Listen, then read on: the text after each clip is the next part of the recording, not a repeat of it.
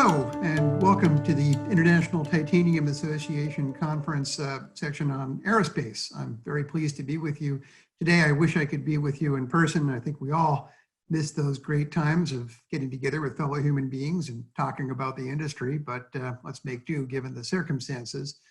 My objective today is to walk you through the current state of play.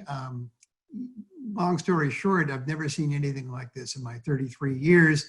And looking at aircraft programs and markets. It's been a bit brutal. Going back to my last plane flight when this all started, March 9th was my last, and I remember it well. We all thought, well, okay, this could be bad. And looking at it from the standpoint of about 7 months on, it's about as bad as we feared, to be honest, and maybe even a little bit worse, but we'll know more in the coming couple of weeks. So with that, let's turn now to the big chart of aircraft program and market deliveries, subsegment deliveries. As you can see on the left side of the screen, deliveries in 2019 came to $179 billion, a really good number. However, it should have been considerably higher. As you can see in the top right segment, single-aisle jetliners really dragged us down. We should have been in the black, we were instead in the red. And that, of course, was because of the 737 MAX problem. If it weren't for that, this industry would have grown last year and it would have set new records. But we were in a rather difficult position because of the well-known problems associated with the MAX grounding and the production halt. So we didn't go into this crisis in the best of shape, especially for people who have a large industrial presence on the 737, which does not have a lot of titanium on it, but of course does affect people who supply into this industry pretty heavily. Here's what we thought when the crisis began, again, back in March. And we went segment by segment and basically kind of did I guess you could call it triage on the likely damage. And what I've got on the right also in red is what we're thinking now about these segments. And our thinking hasn't changed a whole heck of a lot. Like I said, it's about as bad as we feared. We thought back in March that the segment most impacted by this crisis would be twin-aisle jetliners. And that's because international long-haul traffic looks set to be hit first and most by the crisis. We also saw an overcapacity situation impacting the twin-aisle business. And on top of that, airlines had already shown that they were more interested in single aisles. There was a secular shift underway in route planning from twin aisles towards single aisles. And yeah, it's just that bad. Twin aisles really are getting hit the most and the hardest. Second, single aisle jets, which look set to get the hit the second most. And sure enough, that's about right. Fuel prices were a big concern back then because, of course, the appeal of taking on next generation jets and making that investment partly depends upon, well, you wanting to save as an airline manager on expensive fuel. And for a time, of course, back in March and April, they were paying you to take fuel. Things have recovered a bit, but we really need fuel to get back to the 50 or 60 buck a barrel range in order to feel really good. And on top of that, you had the China problem. China was in a slowdown position even last year. And of course, the pandemic has hit them pretty hard. They've come back first and most. That is encouraging, but the big question is, do they resume growth? Now, the good news with single-aisle jets is that the MAX will be turned back on, the great MAX production machine, hopefully around the end of this year and certainly next year. And that'll give us some relief in terms of rising production numbers, but of course, it's not the same as growth. The third area we looked at, business jets, we thought they would be hit. And they have been hit, but they're coming back really fast. I'm happy to say that the damage there might not be as severe as we'd feared. Inevitably, you're going to get people flying on private means if they can afford it, just because of the dislike of large public air terminals and being on a crowded tube with 150 of your closest friends. So business jets are coming back. Still, there's going to be some damage this year and next in terms of delivery rates. Civil rotorcraft, we thought that low oil prices would impact demand. That looks like it's the case, but it doesn't look that bad. And then finally, we didn't think there'd be any damage at all to the military segment of the business, which of course includes some real important titanium users as the F-35 Joint Strike Fighter, and of course, some largely metal planes like the F-15, Super Hornet, Eurofighter, Rafale. And that segment, as we expected, has held up very nicely. As a matter of fact, it's held up a little bit better than our expectations. Defense spending is looking quite strong. I don't think the election is going to determine very much. The Biden campaign says they're not going to look for heavy defense cuts. I think there is some risk if Biden gets elected and the Senate flips, but even there, you're looking at like maybe a 5 or 7% softening. In terms of the broader defense market, things look quite strong. So we're very happy to see that at least there's some relief over in that segment. Now, a little bit of history in the jetliner business. On this slide here, you can see the history of jetliners going back to the dawn of the jet age. And we'd always had 7 good years and 3 bad years. It's almost biblical. And then between 2004 and, well, the end of 2018, you had this amazing double cycle, a super cycle. That would have continued into 2019 if it weren't for the MAX. The negative view is we were kind of overdue for a correction. The positive view is that demand was strong in terms of air travel, in terms of orders, and this has hit us, but purely for artificial reasons. In other words, when crisis ends, when the pandemic ends, people will resume flying and people will resume ordering and taking delivery of jets. But for the here and now, it's a bit difficult. As you can see in this slide, which shows the history of, well, passenger traffic demand, revenue passenger kilometers, RPKs, that's the blue line, capacity, that's the red line, available seat kilometers, and then freight ton kilometers, that's the green line. And as you can see, we hadn't had it's been a long time since we've been hit by a shock to the system. You go back to 2008, we definitely got a hit. But after that, things were really strong. We had some great years. 2017 saw 7.6% demand growth in the industry worldwide. 2018, 6.5. And here we are. Look at that. April, May, June, and July, all in numbers I've never seen. I don't think anyone in the industry has seen anything like this. And of course, that reflects the terrible reality of the pandemic. On the next page, you can see sort of the good and bad news, almost in a metaphorical sense. If you look at the share price of Zoom, who were the good people bringing you this meeting, things seem to have plateaued out. And maybe that indicates that the general feeling is that, well, we can start seeing each other again soon in person. And I've started to have my first few in-person meetings, and I'm very happy about that. On the negative side, it's quite possible that the real damage to the value-add economy hasn't fully hit yet. And you can see that, of course, with government data on GDP, which took a very nasty hit in the second quarter. And you're seeing this worldwide. India down 24%, whatever else. Just absolutely terrifying numbers. So we still have that part of the crisis to come. Another big issue, historically, as you can see on this chart, China has played a great role in powering us through recoveries. They went from 2% of the jetliner market in 2000 to 23% in 2018. And all along, really no downturns there. So the big question is, are they going to help us out in the next couple of years? And the good news is, again, air travel is back or close to it in China, at least the domestic market is back almost to where it was. The bad news is that 2019 wasn't a good year at all for them. As you can see by the number of jets that they took, things were considerably down. So are they going to resume growth after the end of this crisis? Or are we looking for a plateau?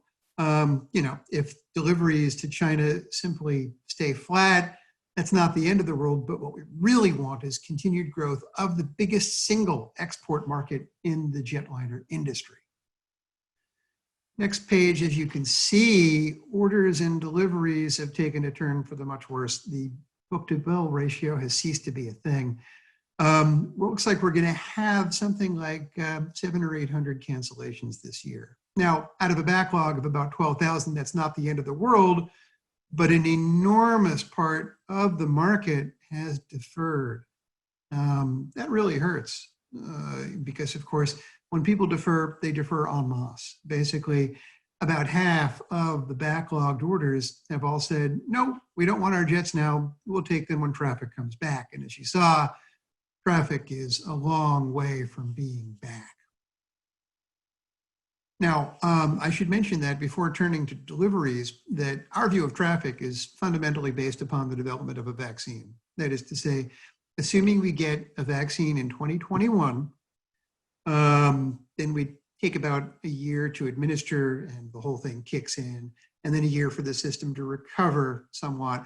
We're looking at a traffic recovery back to the 2019 peak in 2023. Now, there are some people who think it might be a little earlier, some a little later. We're going to go with 2023 for the purposes of this chart, which is our forecast chart. We see traffic getting back to that peak in 2023, and after that, growth resuming. But things are still going to be different. What you've got with this chart is a breakdown of deliveries by the particular bucket of, class of jet. And regionals there at the bottom, which have, to be honest, never really been any great shakes, especially since they're kind of more likely to be old traditional aluminum alloy. There is that secular shift away from the green aisle. That is to say, twin aisle wide body jetliners. The peak was actually 2015. Things had been a bit soft since then. And again, that is the part of the business that's getting hit the hardest. And it's going to stay hit. We don't have that coming back to that 2015 peak till after our forecast period. By contrast, look at the red line. Those are single aisle jets, and they're coming back pretty fast. But again, part of that is a bit of an illusion because you got 450 MAXs that have been built already, no manufacturing activity there, that are going to come back online in 2021 and probably the first half of 2022. So that explains the extremely sharp uptick you're seeing on that red line. In terms of manufacturing activity, it's going to take a little longer.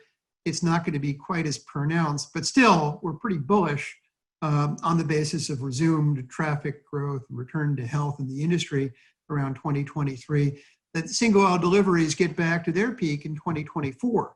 So I feel pretty good about that. I can tell you from a titanium standpoint, however, the big users tend to be more on the twin aisle market. So I'm afraid even though single aisles use enormous volumes of everything, on a percentage basis, the big titanium adapters are going to take a lot longer to recover. Now, on the next chart here, you can see the state of play between Airbus and Boeing. And if you look at the two big segments, the single aisle segments, the 150 seat single aisle segment, Boeing has that covered with the 737 MAX 8. I feel pretty good that it's going to come back in service this year and that production will resume shortly afterwards, or deliveries, I should say. Production is already to a certain extent resumed. The real problem for Boeing is that middle market, the 200 seat segment, 200 to 250 seats, single aisle. Boeing has to make a tough decision there. Now, the good news is if they do something, it's going to be high tech. It's going to have a very high percentage of composites and therefore a very high percentage relatively of titanium. The bad news is they show no signs of launching this product. They very badly need to do so because unless they hit back in that 200 seat single aisle segment, Airbus is going to get to 60% of this market. And that's an unacceptable loss in a duopoly. It's really tough to recover from. So you're going to see Boeing hopefully do something either in that segment or a nearby segment, and it will hopefully be high tech from a material standpoint. But in the meantime, Airbus has a very strong advantage. The product in question there for Airbus, by the way, is the A321neo. Everyone wants one. It's a really good jet, and Boeing has to worry about that. Quick comment on the defense state of play. A lot of people were concerned back in March, and to a certain extent now, that defense spending might take a hit because of the debt overhang, the world's economies, And budgetary pressures. Historically, there's absolutely no reason to believe that. If you overlay recession, incidents of recession with defense spending, there's no correlation. Historically, defense spending is driven by threat, perception of threat, and other political aspects. And that's true on a worldwide basis too. So we're really bullish on defense. That's hugely important because, again, that's one of the consolations for this business. You can see on this page here what we're expecting in terms of deliveries. 2020 is down a bit, but that's purely because of logistical reasons. The F-35 program, for example, they were going to deliver 140 this year. They're only going to deliver 120 now because of production disruptions caused by the pandemic. But lots of other programs scheduled to ramp up or stay in place. The older legacy planes there at the bottom doing fine, F-15, F-A-18, F-16. At the top, you've got the B-21, you've got the T-7. The one thing about this part of the business is it really loves titanium. We don't know the materials breakdown of the new B-21 stealth bomber, but most likely being a heavily composite bird, it's going to have lots of titanium too. You're looking at quite a buoyant market here. So this is one of the great consolations. Now here's what we're expecting this year and next, and I'm afraid it's not going to be an easy year or two. We've got numbers down by about 30% this year, and there again you can see at the top, twin aisle jets getting particularly hardly hit, and everything else either for market reasons or for reasons of production difficulties. 2021, we're back in black. That's not really meaningful, to be honest, because if you look at that top line number, that single aisle jetliners, that's enormous. That's just because of those 450 737 MAXs that have already been built being dumped into the market. And so that brings us to a 13% gain for the year. But in reality, from a manufacturing standpoint, rather than a delivery standpoint, we're going to see more red, I'm afraid. It's not going to be an easy year. Here's our big picture view in terms of deliveries, and it shows what I'm telling you about the 2020 and 2021 years. The bottom line, the military line, we've kept that intact. It could even grow a little. That's a solid part of the market. And then maroon, civil, that's what we thought back in January. And green, we came up with those numbers in April. They haven't changed a whole heck of a lot. Basically, there is just a very serious downturn that we are suddenly in the middle of. It's going to go on for another couple of years. The good news is, I have no doubt at all that we're going to get back to where we were. The bad news is it's going to, well, be a couple of years that really hurt a lot. The only thing else I can offer you is that in 2020, late 2022, 2023, you're going to start to see growth again. We're going to be way below where we were, but at the very least, we're going to have a high angle out. That will at least give us a feel good, I suppose, even though numbers are will be considerably below where they would have been without this terrible pandemic. A few comments just to finish things off here. I'm afraid the situation might get worse. A lot depends upon whether there'll be a second wave of the pandemic. A lot depends upon financiers doing their part and keeping up financing of jetliner transactions. Some of it depends on government aid packages that keep going. If things don't work out, things could get worse because this is not an organic market. An organic market is when people fly, airlines make money, jets get ordered, jets get delivered. This is a synthetic market where no one really needs a jet. So deliveries that are taking place because of third-party finance or because of government aid or because even of manufacturer finance. And a lot can give out with those sorts of factors. It's not the same as organic demand. Another point I'd emphasize, Boeing really needs to do something. Because of course they're the biggest single aerospace player in the US, and indeed up until the MAX disaster, the world. They need to get back to where they were on so many different levels, and that's going to take, well, a new jet. That's going to take, I think, a changed attitude towards how they run the company, but the world needs them to get back to where they were. Now, defense companies are really in great shape. Matter of fact, even for suppliers, the higher your portfolio is of defense, better off you are. Are they going to take advantage of beaten up asset prices to grow their business? I kind of hope so. I think it's an opportunity for them. Now, a few thoughts about, well, the positive news in all this terrible situation. First of all, good news, you know, aside from the fact that people aren't traveling, airlines are in good shape. Their houses are in reasonably good order, and fuel is very cheap. Jets are very cheap. No upward inflation on crew costs. So when traffic does come back, they'll be able to decide whether they can stimulate traffic with lower fares or restore profitability or some of each. The airline sector is surprisingly healthy given the circumstances. Another consolation, the last time we had a jetliner downturn, defense budgets were, in terms of investment spending, only about 40% what they are today. So that's good. We have a far better cushion in terms of defense.